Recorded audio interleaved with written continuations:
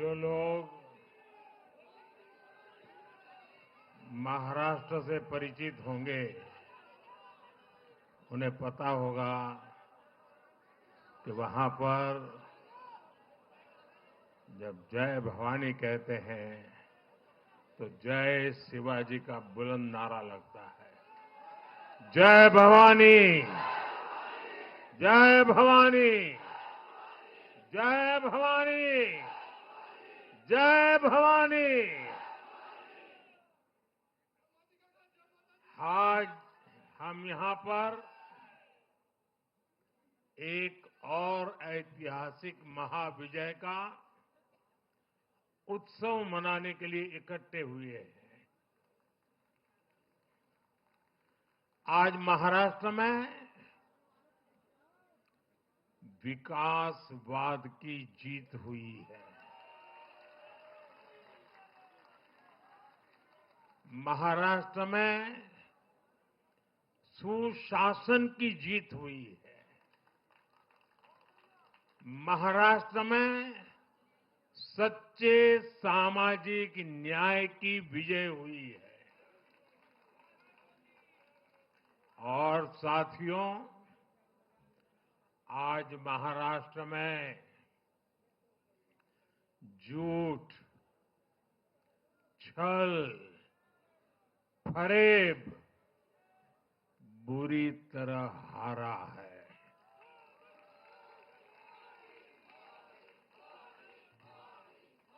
विभाजनकारी ताकतें हारी है। आज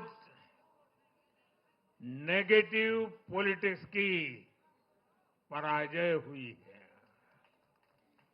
आज परिवारवाद की हार हुई है।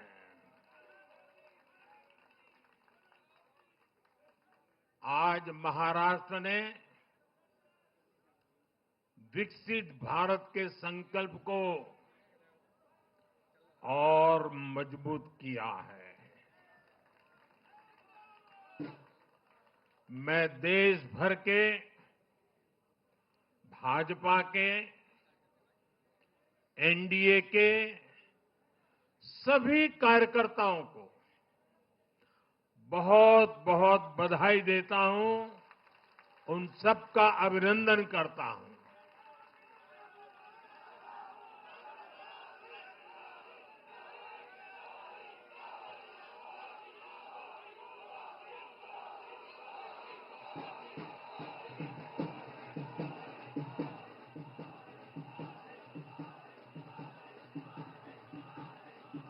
मैं श्री एकनाथ शिंदे जी, मेरे परम मित्र देवेंद्र फडणवीस जी, भाई अजीत पवार जी, उन सब की भी भूरी भूरी प्रशंसा करता हूं। साथियों, आज देश के अनेक राज्यों में उपचुनावों के भी नतीजे आए हैं। नड्डा जी ने विस्तार से बताया है, इसलिए मैं विस्तार में नहीं जा रहा हूं। लोकसभा की भी हमारी एक सीट और बढ़ गई है।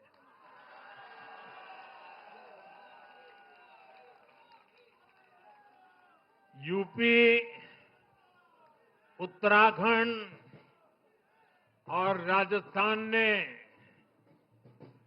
भाजपा को जमकर समर्थन दिया है। असम के लोगों ने भाजपा पर फिर एक बार भरोसा जताया है। मध्य प्रदेश में भी हमें सफलता मिली है। बिहार में भी एनडीए का समर्थन बढ़ा है। ये दिखाता है कि देश अब सिर्फ और सिर्फ विकास चाहता है। मैं महाराष्ट्र के मतदाताओं का हमारे युवाओं का, विशेषकर माताओं बहनों का, हमारे किसान भाई बहनों का, देश की जनता का आदरपूर्वक नमन करता हूं। साथियों, मैं झारखंड की जनता को भी नमन करता हूं। झारखंड के तेज विकास के लिए हम अब और ज्यादा मेहनत से काम करेंगे और इसमें भाजपा का एक एक कार्यकर्ता अपना हर प्रयास करेगा। साथियों, छत्रपती शिवाजी महाराजांच्या महाराष्ट्राने आज दाखवून दिले तुष्टीकरणाचा सामना कसा करायचा।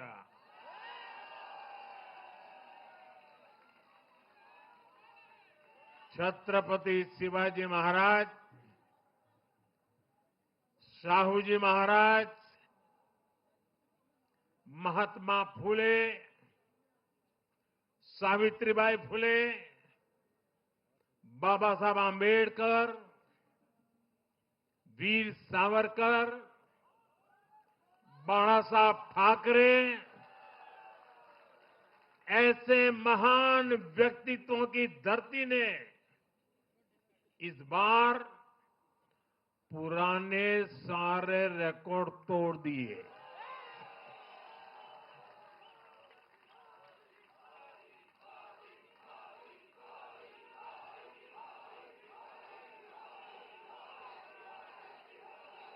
और साथियों, बीते 50 साल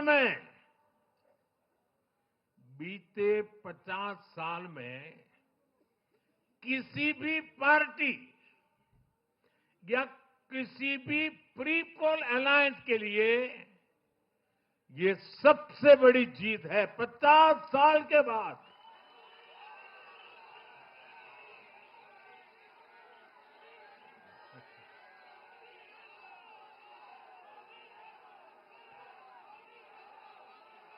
और एक महत्वपूर्ण बात मैं बताता हूं, ये लगातार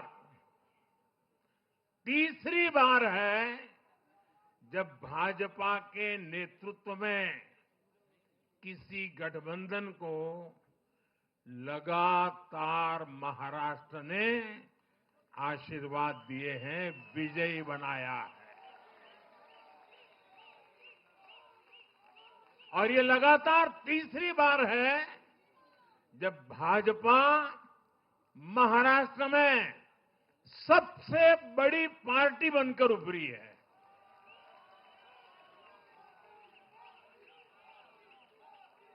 साथियों, ये निश्चित रूप से ऐतिहासिक है। ये भाजपा के गवर्नेंस मॉडल पर मुहर है।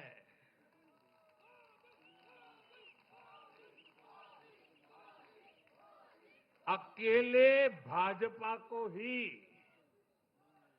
कांग्रेस और उसके सभी सहयोगियों से कहीं अधिक सीटें महाराष्ट्र के लोगों ने दी है।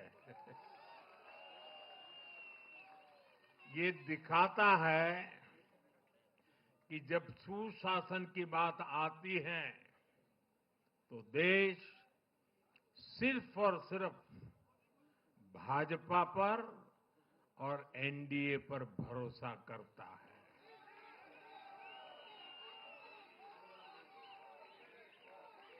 साथियों, एक और बात है जो आपको और खुश कर देगी।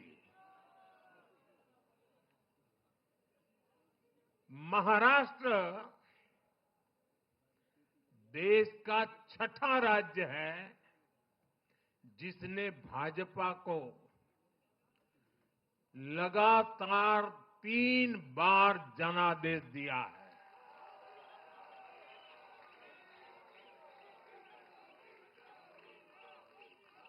इससे पहले गोवा, गुजरात, छत्तीसगढ़, हरियाणा और मध्य प्रदेश में हम लगातार 3 बार जीत चुके हैं और बिहार में भी एनडीए को 3 बार से ज्यादा बार लगातार जनादेश मिला है। और 60 साल के बाद आपने मुझे तीसरी बार मौका दिया, ये तो है ही है।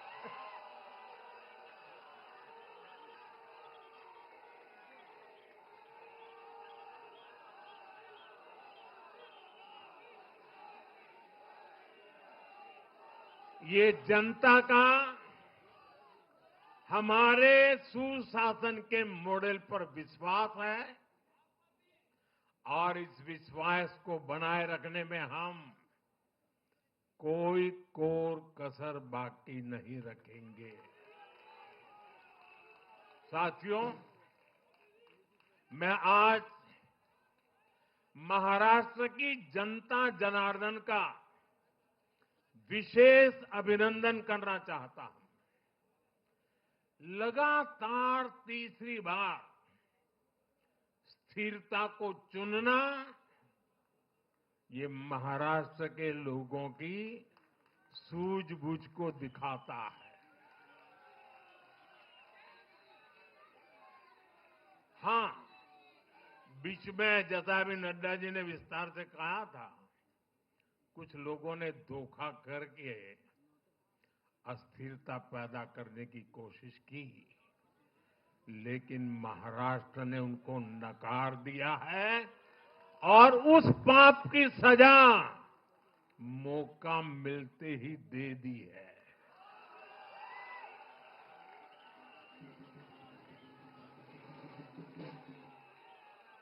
साथियों, महाराष्ट्र इस देश के लिए एक तरह से बहुत महत्वपूर्ण ग्रोथ इंजन है। इसलिए महाराष्ट्र के लोगों ने जो जनादेश दिया है, वो विकसित भारत के लिए बहुत बड़ा आधार बनेगा। वो विकसित भारत के संकल्प की सिद्धि का आधार बनेगा। साथियों, हरियाणा के बाद महाराष्ट्र के चुनाव का भी सबसे बड़ा संदेश है एकजुटता। एक है तो एक है तो एक है तो ये आज देश का महामंत्र बन चुका है। कांग्रेस और उसको इकोसिस्टम, उन्होंने सोचा था कि संविधान के नाम पर झूठ बोलकर, आरक्षण के नाम पर झूठ बोलकर एससी, एसटी, ओबीसी को छोटे छोटे समूह में बांट देंगे। वो सोचते थे सब बिखर जाएंगे। कांग्रेस और उसके साथियों की साजिश को महाराष्ट्र ने सिरे से खारिज कर दिया है। महाराष्ट्र ने डंके की चोट पर कहा है, एक है तो एक है तो एक है तो सेब है के भाव ने जाति, धर्म, भाषा और क्षेत्र के नाम पर लड़ाने वालों को सबक सिखाया है, सजा की है।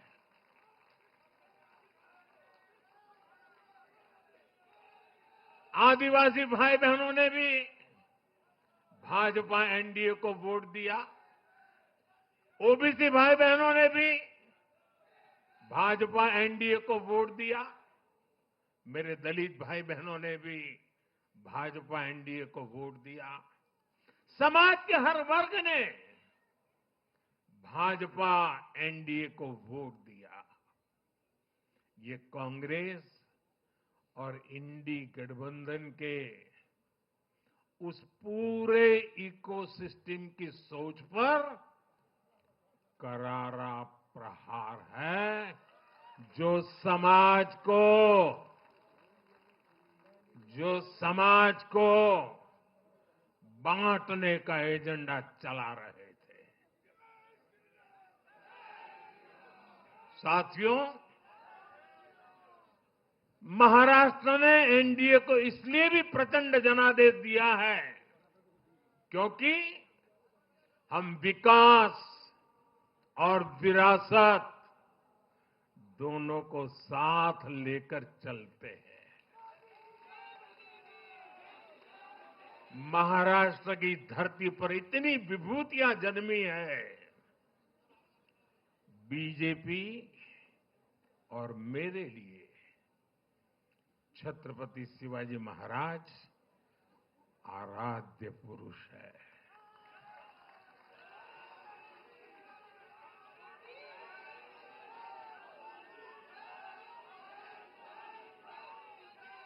धर्मवीर छत्रपति संभाजी महाराज हमारी प्रेरणा है। हमने हमेशा बाबा साहब आंबेडकर, महात्मा फूले, सावित्रीबाई फूले, इनके सामाजिक न्याय के विचार को माना है। यही हमारे आचार में है, यही हमारे व्यवहार में है।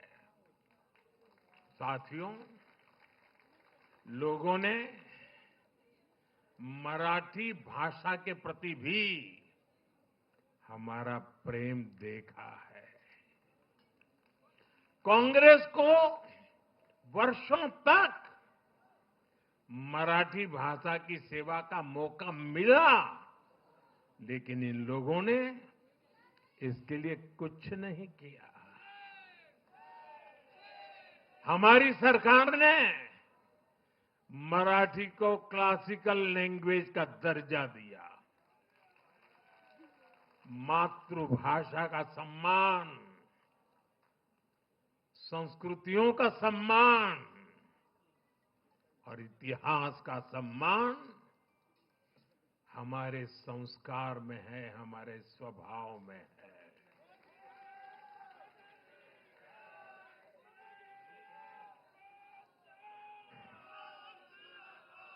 और मैं तो हमेशा कहता हूं, मातृभाषा का सम्मान मतलब अपनी मां का सम्मान।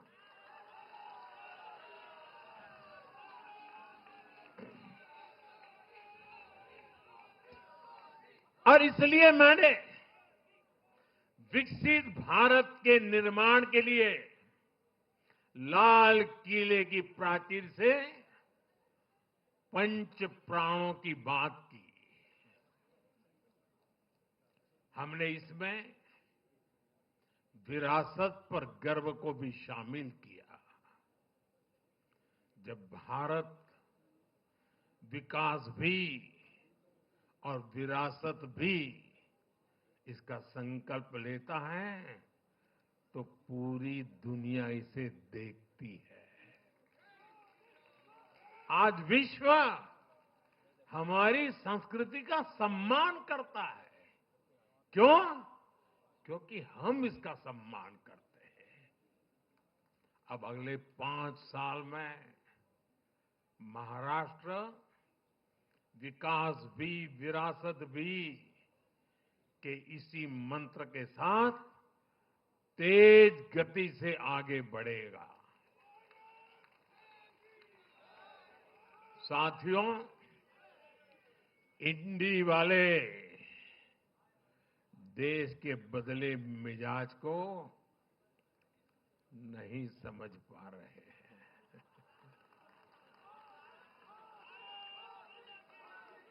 ये लोग सच्चाई को स्वीकार करना ही नहीं चाहते। ये लोग आज भी भारत के सामान्य वोटर के विवेक को कम करके आंकते हैं। देश का वोटर, देश का मतदाता अस्थिरता नहीं चाहता। देश का वोटर नेशन फर्स्ट की भावना के साथ है। जो कुर्सी फर्स्ट का सपना देखते हैं, उन्हें देश का वोटर पसंद नहीं करता। साथियों, देश के हर राज्य का वोटर दूसरे राज्यों की सरकारों का आकलन भी करता है। वो देखता है कि जो एक राज्य में बड़े बड़े प्रॉमिस करते हैं, उनकी परफॉर्मेंस दूसरे राज्य में कैसी है। महाराष्ट्र की जनता ने भी देखा कि कर्नाटका, तेलंगाना और हिमाचल में कांग्रेस सरकारें कैसे जनता से विश्वासघात कर रही है। ये आपको पंजाब में भी देखने को मिलेगा।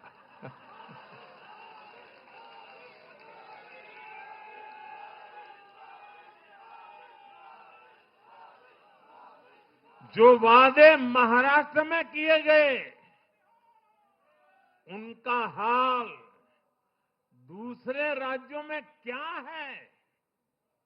इसलिए कांग्रेस के पाखंड को जनता ने खारिज कर दिया है।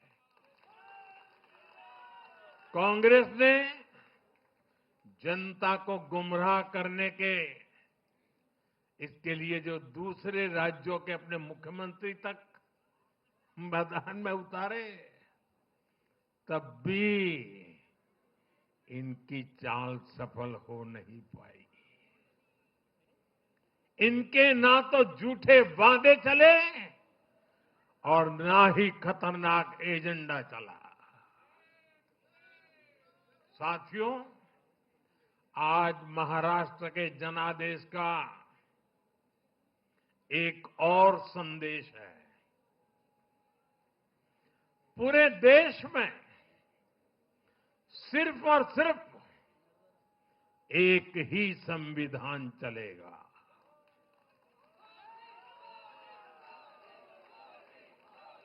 वो संविधान है बाबा साहब आम्बेडकर का संविधान, भारत का संविधान। जो भी सामने या पर्दे के पीछे देश में दो संविधान की बात करेगा, उसको देश पूरी तरह से नकार देगा। कांग्रेस और उसके साथियों ने जम्मू कश्मीर में फिर से आर्टिकल 370 की दीवार बनाने का प्रयास किया।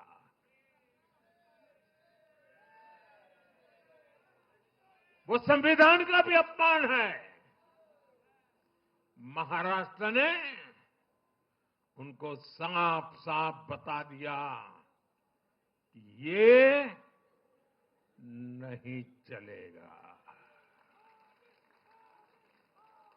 अब दुनिया की कोई भी ताकत, और मैं कांग्रेस वालों को कहता हूं, कान खोल के सुन लो,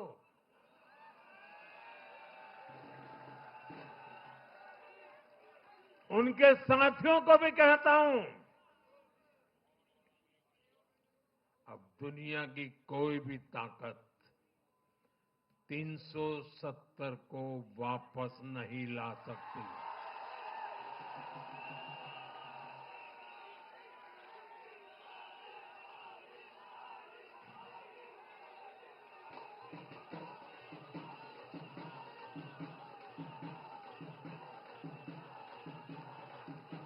साथियों, महाराष्ट्र के इस चुनाव ने इंडी वालों का या गाड़ी वालों का दो मुहा चेहरा भी देश के सामने खोल करके रख दिया है।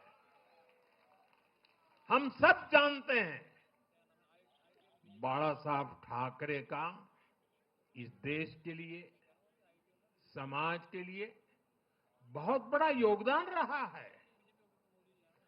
कांग्रेस ने सत्ता के लालच में उनकी पार्टी के एक धड़े को साथ में तो ले लिया, तस्वीरें भी निकाल दी, लेकिन कांग्रेस का कोई नेता बाला साहब ठाकरे की नीतियों की कभी भी प्रशंसा नहीं कर सकती। और इसलिए मैंने अघाड़ी में कांग्रेस के साथी दलों को चुनौती दी थी कि वो कांग्रेस से बाला साहब ठाकरे की नीतियों की तारीफ में कुछ शब्द जरा बुलवा करके दिखाएं। आज तक वो ये नहीं कर पाए हैं। मैंने दूसरी चुनौती वीर सावरकर जी को लेकर के दी थी।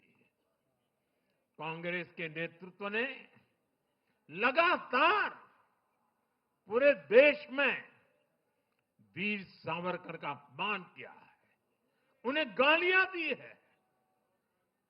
महाराष्ट्र में वोट पाने के लिए इन लोगों ने टेम्पररी वीर सावरकर जी को जरा टेम्पररी गाली देना उन्होंने बंद किया है। लेकिन वीर सावरकर के तप त्याग के लिए उनके मुंह से एक बार भी सत्य नहीं निकला। और यही इनका दो मुहापन है। ये दिखाता है कि उनकी बातों में कोई दम नहीं है। उनका मकसद सिर्फ और सिर्फ वीर सावरकर को बदनाम करना है। साथियों, भारत की राजनीति में अब कांग्रेस पार्टी परजीवी बनकर रह गई है।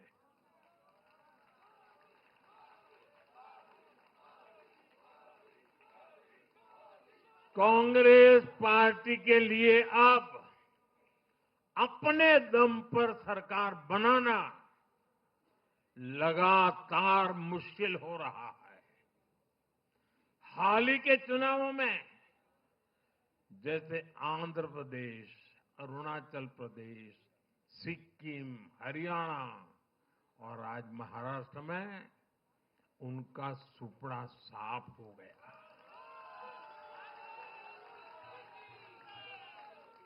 कांग्रेस की घिसी पीटी विभाजनकारी राजनीति फेल हो रही है, लेकिन फिर भी कांग्रेस का अहंकार देखिए। उसका अहंकार 7वें आसमान पर है। सच्चाई ये है कि कांग्रेस अब एक परजीवी पार्टी बन चुकी है। कांग्रेस सिर्फ अपनी ही नहीं बल्कि अपने साथियों की नाव को भी डुबो देती है। आज महाराष्ट्र में भी हमने यही देखा है।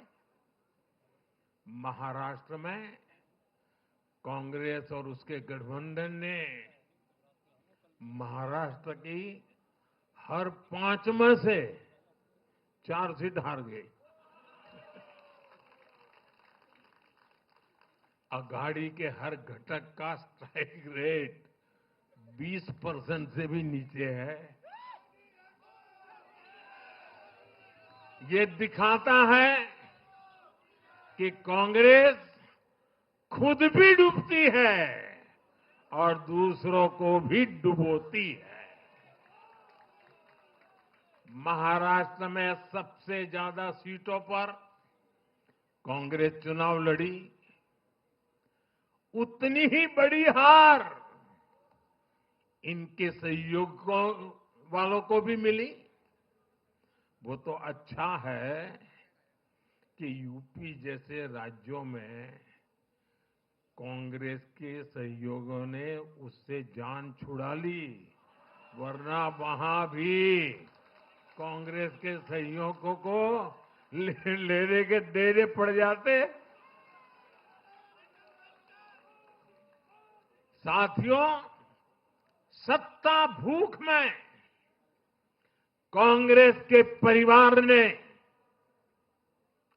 संविधान की पंथ निरपेक्षता की भावना को चूर चूर कर दिया है। हमारे संविधान निर्माताओं ने उस समय 47 में विभाजन की विभीषिका के बीच भी हिंदू संस्कार और परंपरा को जीते हुए पंथ निरपेक्षता की राह को चुना था। तब देश के महापुरुषों ने संविधान सभा में जो डिबेट की थी, उसमें भी इसके बारे में बहुत विस्तार से चर्चा हुई थी।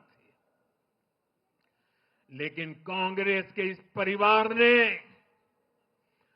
झूठे सेक्युलरिज्म के नाम पर उस महान परंपरा को तबाह करके रख दिया है।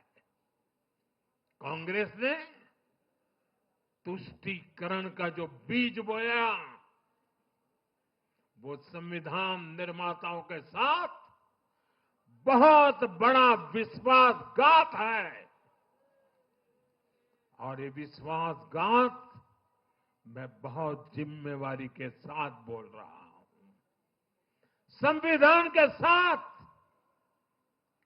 इस परिवार का विश्वासघात है। दशकों तक कांग्रेस ने देश में यही खेल खेला। कांग्रेस ने तुष्टीकरण के लिए कानून बनाए, सुप्रीम कोर्ट के आदेश तक की परवाह नहीं की। इसका एक उदाहरण वक्फ बोर्ड है।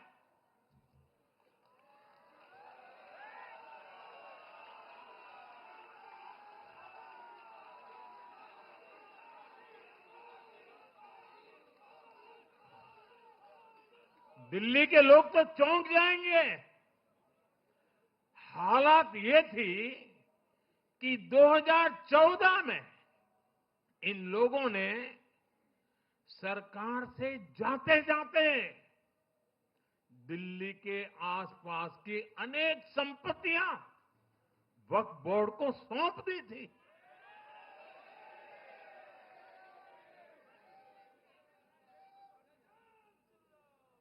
बाबा साहब आंबेडकर जी ने जो संविधान हमें दिया है ना, जिस संविधान की रक्षा के लिए हम प्रतिबद्ध है, संविधान में वक्फ कानून का कोई स्थान ही नहीं है। लेकिन फिर भी कांग्रेस ने तुष्टीकरण के लिए वक्फ बोर्ड जैसी व्यवस्था पैदा कर दी। ये इसलिए किया गया ताकि कांग्रेस के परिवार का वोट बैंक बढ़ सके। सच्ची पंथ निरपेक्षता को कांग्रेस ने एक तरह से मृत्यु दंड देने की कोशिश की है।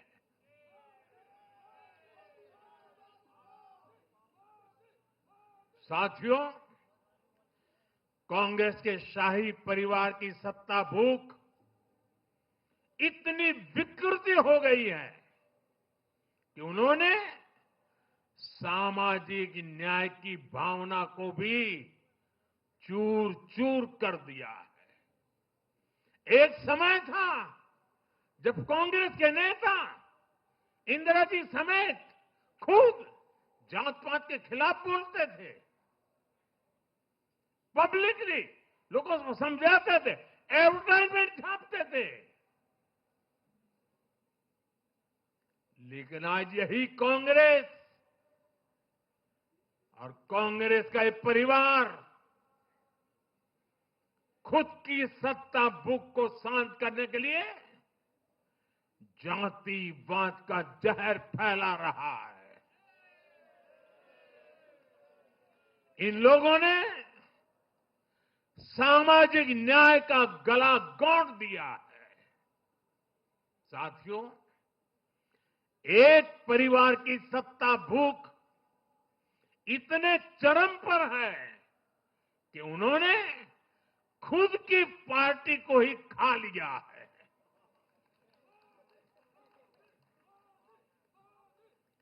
देश के अलग अलग भागों में कई पुराने जमाने के कांग्रेस कार्यकर्ता हैं, पुरानी पीढ़ी के लोग हैं जो अपने जमाने की कांग्रेस को ढूंढ रहे हैं। लेकिन आज की कांग्रेस के विचार से, व्यवहार से, आदत से उनको ये साफ पता चल रहा है कि ये वो कांग्रेस नहीं है। इसलिए कांग्रेस में आंतरिक रूप से असंतोष बहुत ज्यादा बढ़ रहा है।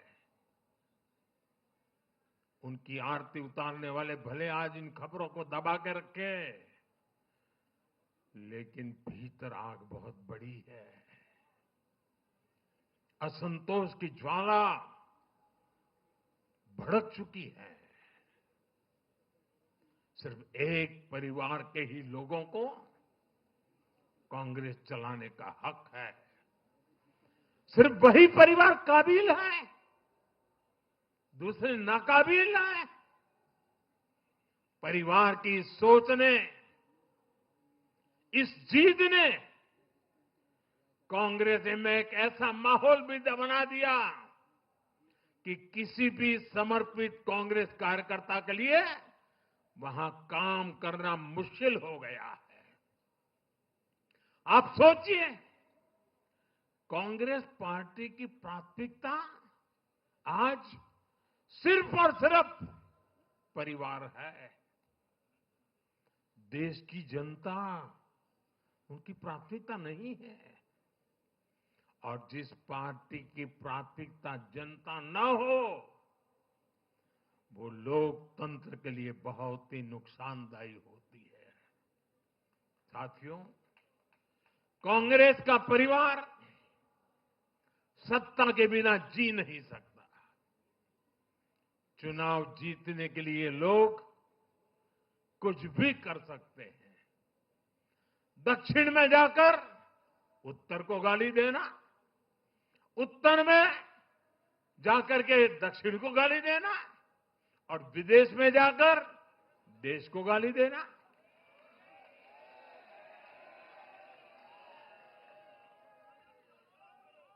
और अहंकार इतना कि ना किसी का मान, ना किसी की मर्यादा, और खुलेआम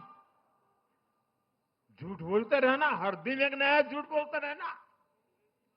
यही कांग्रेस और उसके परिवार की सच्चाई बन गई है। आज कांग्रेस का अर्बन नक्सलवाद भारत के सामने एक नई चुनौती बनकर खड़ा हो गया है। इन अर्बन नक्सलियों का रिमोट कंट्रोल देश के बाहर है और इसलिए सभी को इस अर्बन नक्सलवाद से बहुत सावधान रहना है। आज देश के युवाओं को, हर प्रोफेशनल को कांग्रेस की हकीकत को समझना बहुत जरूरी है। साथियों, जब मैं पिछली बार भाजपा मुख्यालय आया था तो मैंने हरियाणा से मिले आशीर्वाद पर आपसे बात की थी। तब हमें गुरुग्राम जैसे शहरी क्षेत्र के लोगों ने भी अपना आशीर्वाद दिया था।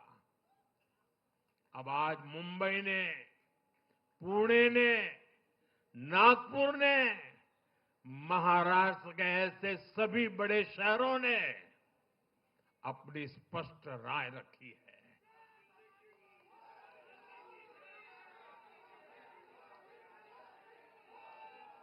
शहरी क्षेत्रों के गरीब हो, शहरी क्षेत्रों के मिडिल क्लास हो, हर किसी ने भाजपा का समर्थन किया है और एक स्पष्ट संदेश दिया है।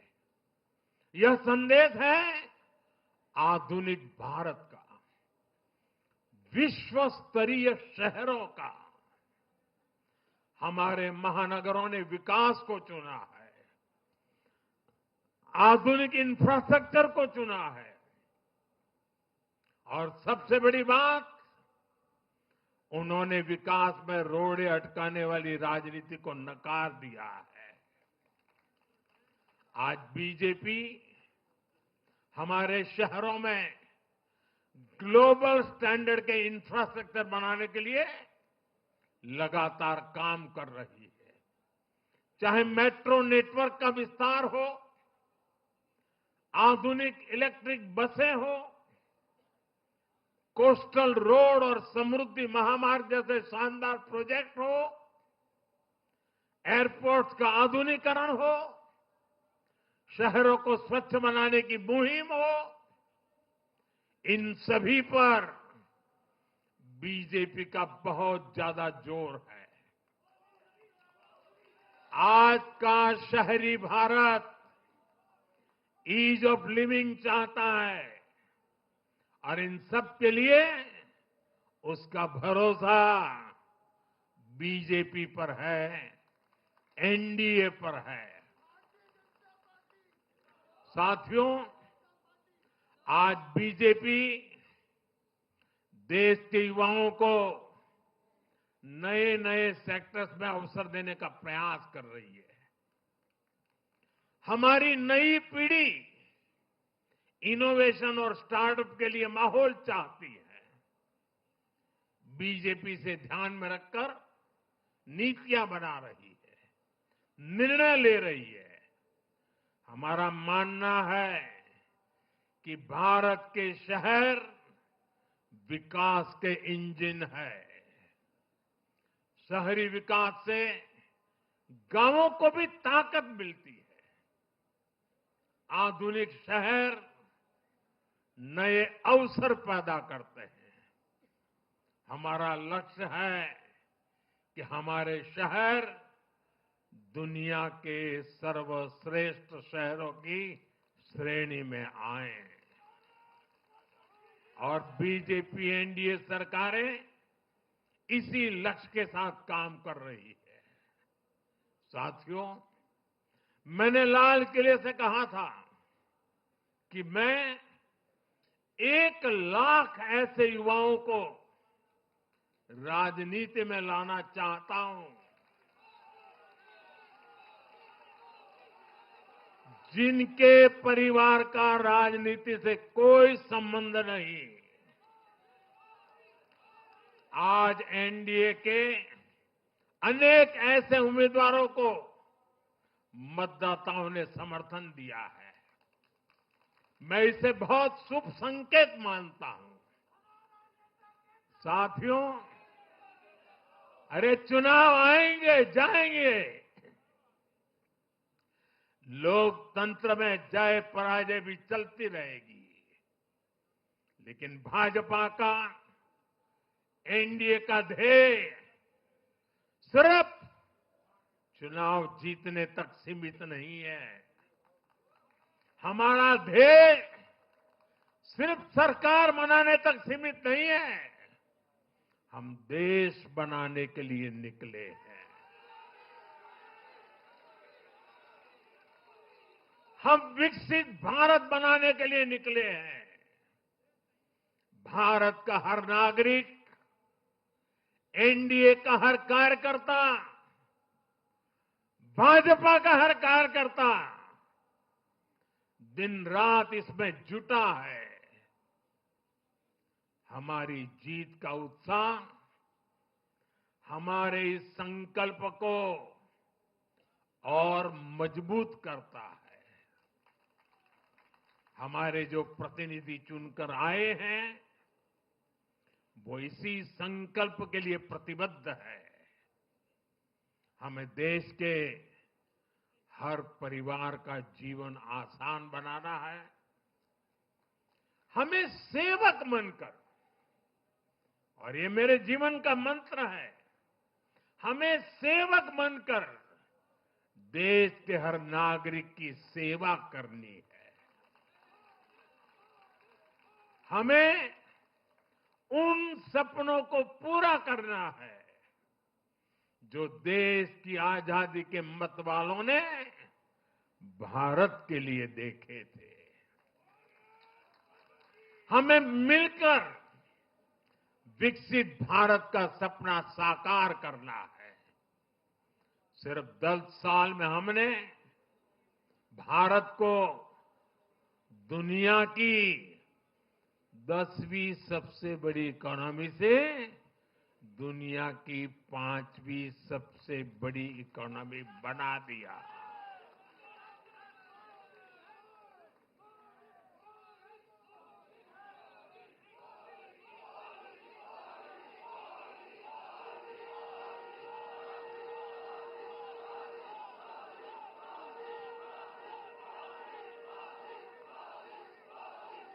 किसी को भी लगता, अरे मोदी जी 10 में से 5 पर पहुंच गए, अब तो बैठो आराम से।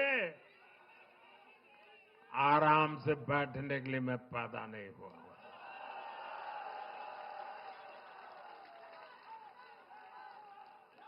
वो दिन दूर नहीं जब भारत दुनिया की तीसरी सबसे बड़ी अर्थव्यवस्था बन के रहेगा।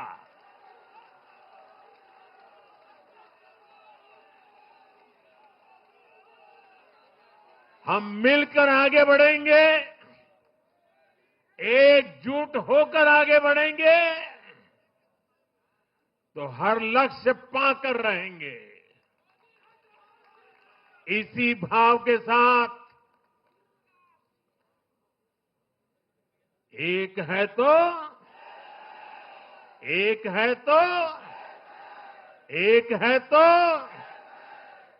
मैं एक बार फिर आप सभी को बहुत बहुत बधाई देता हूं, देशवासियों को बधाई देता हूं, महाराष्ट्र के लोगों को विशेष बधाई देता हूं।